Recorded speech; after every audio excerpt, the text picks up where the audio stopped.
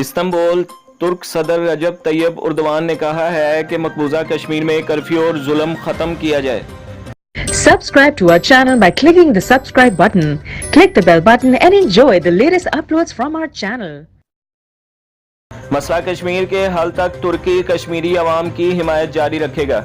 तफसीलात के मुताबिक स्पीकर कौमी असम्बली असद कैसर की तुर्क सदर से मुलाकात हुई।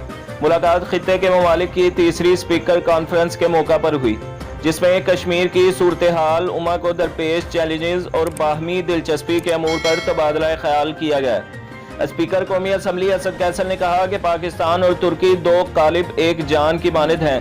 पाकिस्तान को तुर्की के साथ अपनी बेमिसाल दोस्ती पर फख्र है।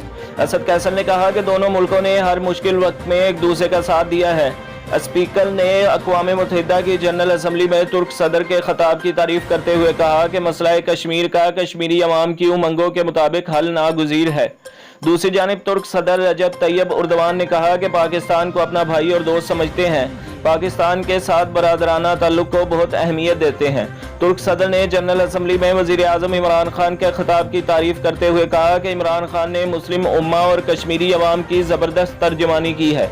भारत के मकबूजा कश्मीर में हालिया इक़दामात गैर कानूनी और गैर इखलाकी हैं।